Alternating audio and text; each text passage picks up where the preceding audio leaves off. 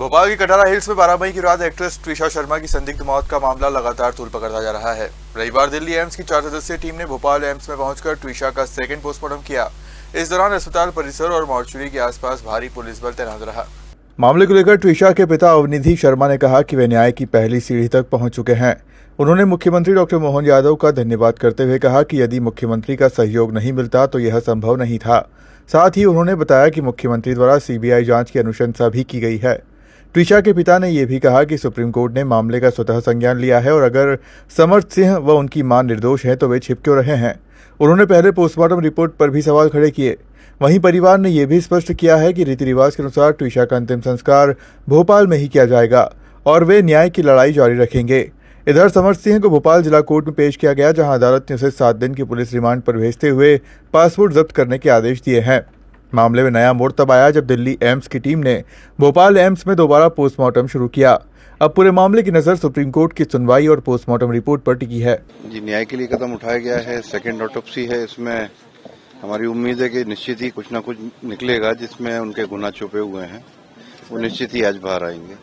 Sir, supreme court ने भी स्वतः संज्ञान ले लिया। बिल्कुल, माननीय सुप्रीम कोर्ट का तहे दिल से आभार हम व्यक्त करते हैं। यहाँ की सरकार का, एमपी सरकार का, मुख्यमंत्री जी का, बिल्कुल जिन्होंने सीबीआई के लिए रिकमेंडेशन किया, तो इनका तहे दिल से आभार है, जिनकी वजह से ही ये आज स्थिति है कि सेकेंड ऑटोप्सी की मंजूरी दी गई है। सर, क्या लग रहा है ट्रिशा को न्याय मिलता हुआ नजर आ रहा है? निश्चित तौर पर बिल्कुल लगता है कि हम पहली सीढ़ी पर चढ़े हैं न्याय की, और निश्चित ही न्याय मिलेगा। जहां अगर माननीय सुप्रीम कोर्ट ने स्वयं ऑटो लिया है, स्वतः संज्ञान लिया है इस चीज का, तो निश्चित ही एक न्याय की दिशा में एक पहला कदम है। सर, अंतिम संस्कार को लेकर सर क्या कुछ आप लोगों ने? निश्चित ही एक किसी भी हिंदू हमारी रीति के अनुसार एक का अधिकार है उसका सम्मान पूर्वक संस्कार हो, जो अभी तक उसको नहीं मिल पाया था उस बेटी को, तो निश्चित ही इसके बाद में अंतिम संस्कार ही किया जाएगा उसका। भोपाल या नोएडा सर, जी, वो तय किया जाएगा परिवार द्वारा। अभी कोर्ट में समर्थ को पेश किया गया था, उसको देख के क्या लग रहा था आपको? नहीं, जो अपराधी हैं उनको तो कोर्ट में पेश कर जेल के अंदर डाला ही जाएगा धीरे धीरे। निश्चित तौर पे इसके लिए पुलिस से आप लोग निरंतर मीडिया सवाल कर रहा है, जो उनको वीआईपी ट्रीटमेंट वहां पर दिया जा रहा है, तो वो भी एक चिंताजनक है। वो चिंताजनक है, नहीं दिया जाना चाहिए।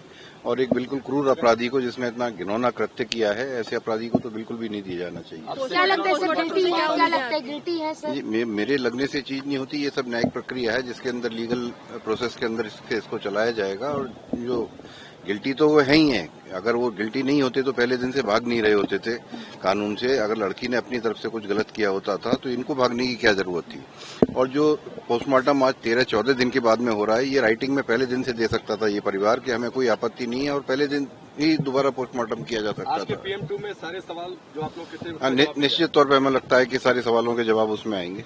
कितनी उम्मीद है कि पहला पोस्टमार्टम में आपने कई सवाल खड़े किए थे, पोस्टमार्टम 2 से कितनी उम्मीद है? देखिए, हमारे सवाल जितने भी बेस्ड थे वो एक्सपर्ट्स की राय के ऊपर थे, जो निश्चित तौर पे एक आम आदमी भी देख के पहचान सकता है। सबसे पहला सा, लड़की की हाइट जो 174 सेंटीमीटर उसकी हाइट है, और इतना प्रतिष्ठित अस्पताल अगर उसकी हाइट मेजर ढंग से नहीं कर सकता, तो निश्चित तौर पे सवाल उठता है यहाँ पर कि फिर पोस्टमार्टम किस तरीके से किया गया, जो हाइट बराबर से अगर मेजर नहीं की जा सकती तो।